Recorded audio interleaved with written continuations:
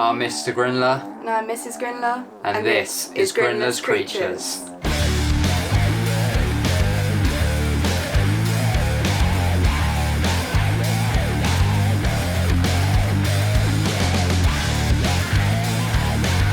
And welcome back to another episode of Grinler's Creatures. But for today's episode, we are going to be looking at a few Harpactira pulchripes.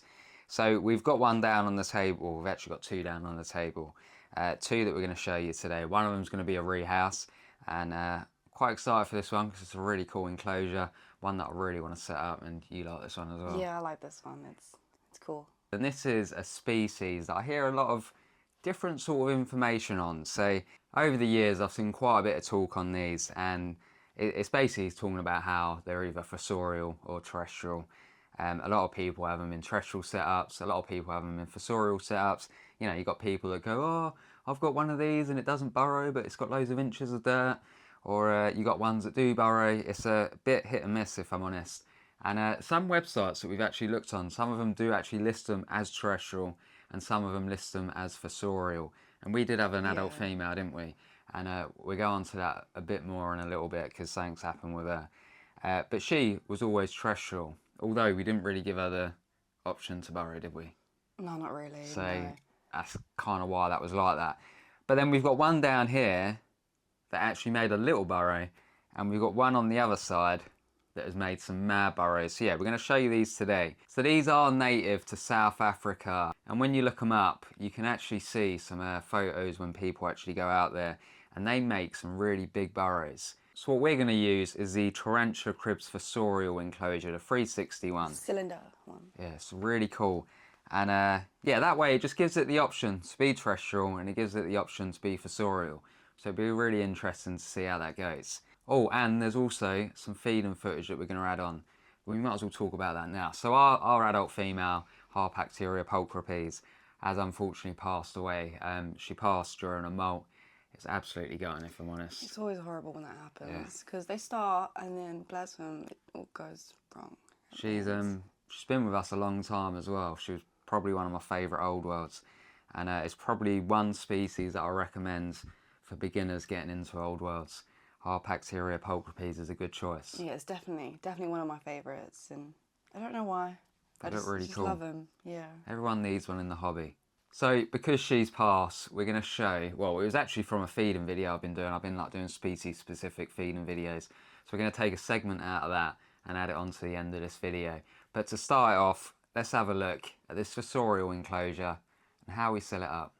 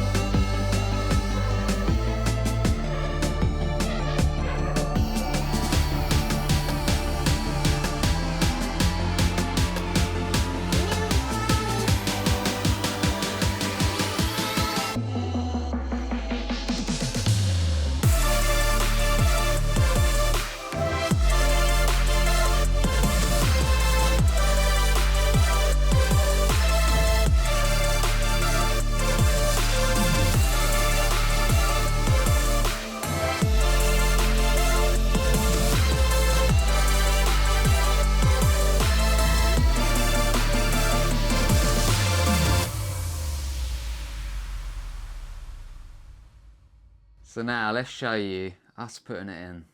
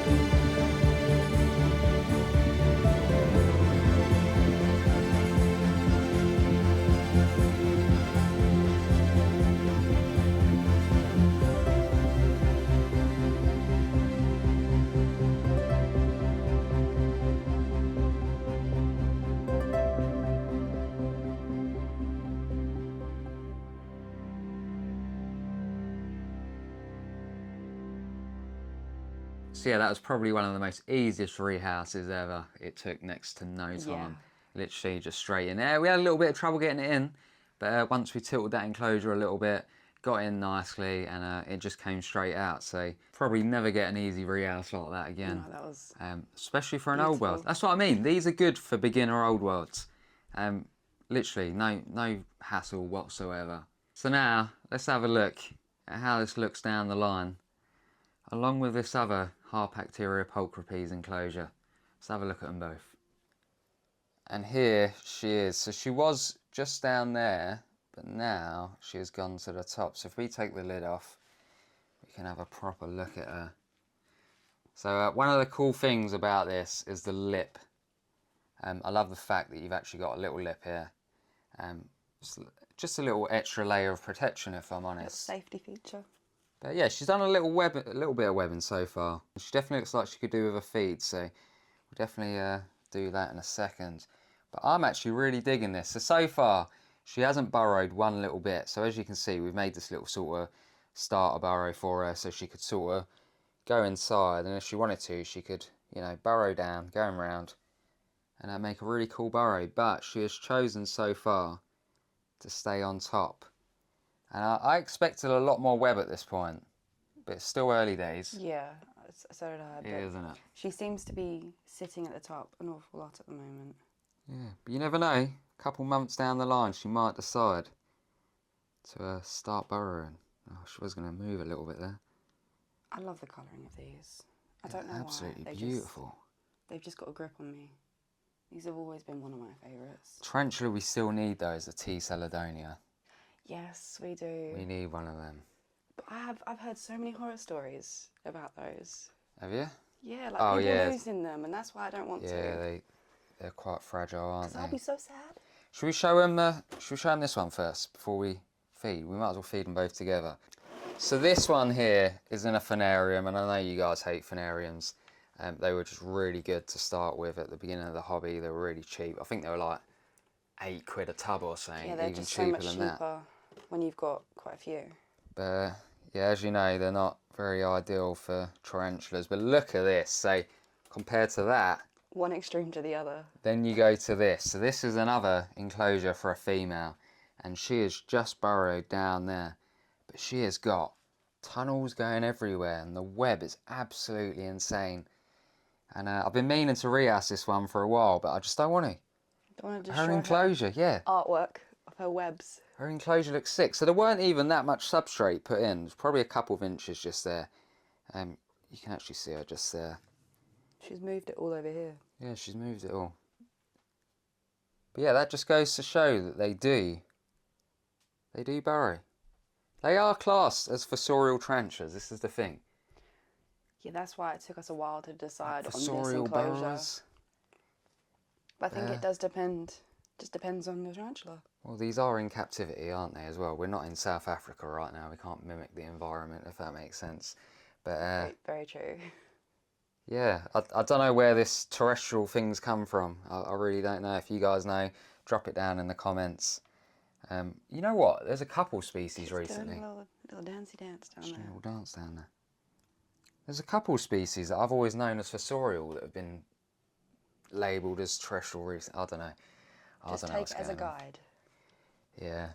Just always look up their natural habitats. That's what I say. Have a look at some people that have gone out there, taken videos, photos, actually found their burrows, because it can be really interesting. I'll tell you what. Do a little bit of homework. This Harpactira pulchripes. Have a little look online where it lives naturally, and you'd be quite amazed. And you can always rehouse it if the house that you've made for it is not suitable. So, right, I'm going to let Charlotte feed it while I hold the camera then. Well, actually, let me set the other one up. So we are going to go with the new female first. We'll see if she takes this down. Oh, it sprayed me. So Charlotte's got a nice, juicy little morrow worm here. Look at that, there you go, look at that. Oh, look, the other one's coming up. I think it's her that was feeding.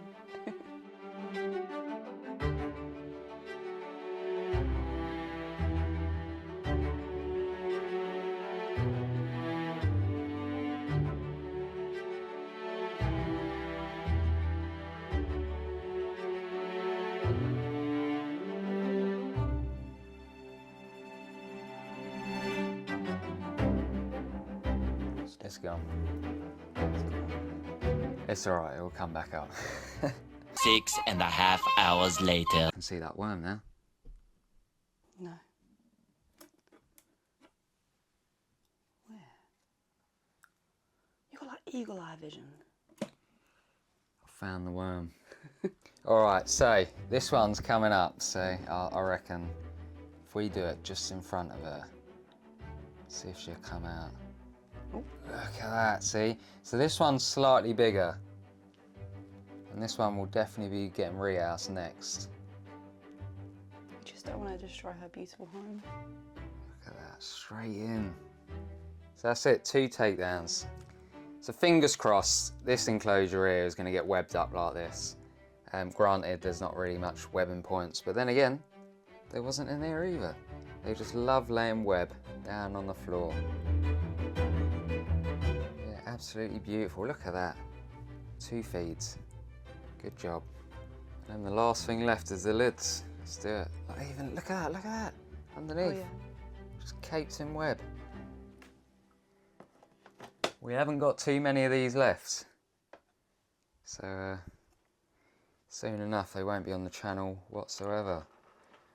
And now for the 360. Powerful magnet again. Look at that. The only thing I've noticed, you've got to make sure you don't get dirt underneath this. It's happened to me already.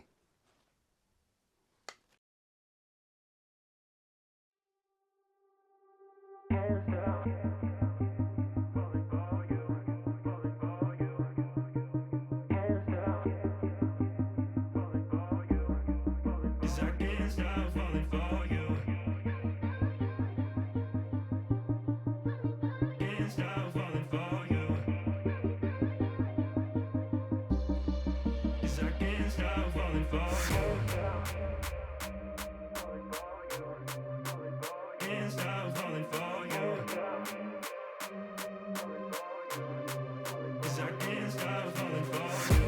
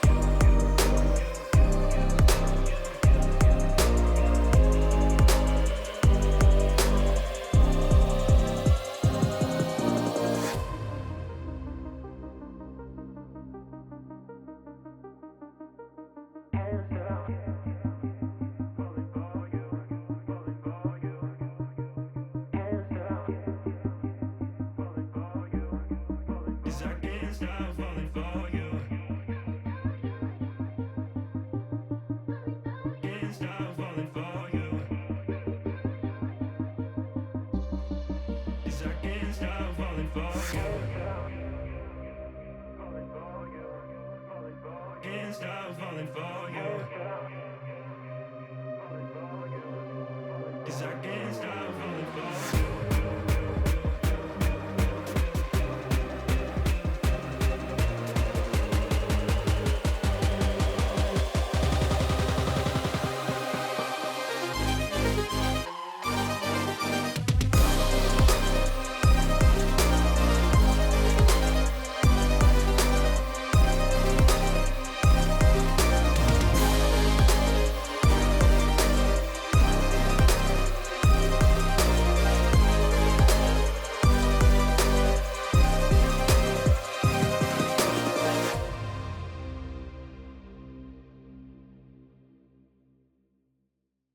Right guys, so we're at the end of the video again. It is that time. All the footage has been displayed. But fingers crossed you've enjoyed looking at all these Harpactira pulchripes.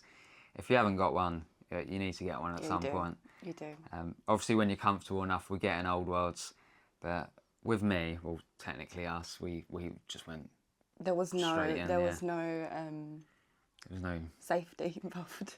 Nah, we just went straight in. So which we do not recommend. Yeah, Don't we don't recommend recommend that, but because we did that, we're quite comfortable with them. Yeah. We didn't really have that. But we did have sort of people worry. around us that were in the hobby anyway. Yeah, we had Craig. Yeah. Craig was a big help. So we had a little backup. But we never experienced that, like, oh, should we get into old worlds or not? It kind of just happened. Yeah. Literally straight away, we got like Bath communals a lot. Yeah. Because I just love species of web. But anyway, yeah, fingers crossed you enjoyed all of that. And if you haven't, make sure you go check out Arachnospace, because you can get yourself one of these enclosures. And they do deliver to Europe now. All over the place. So yeah, that's tarantula cribs in America. You got Arachnospace, it does UK and Europe. Pretty mad. But yeah, make sure you go check it out. These are 360 Fossorial Enclosures. Do look really cool. I love the fact that they got the feet on them as well. That's a really cool feature. That's something that I probably would have wished like the pyramid had. Yeah, that's what I was thinking as well when we did it. But you can always get feet to put on them, like little rubber feet. Oh yeah, like little furniture protector things. Yeah, pretty much like that. And as always, you're probably going to see this female across the channel in various feeding videos.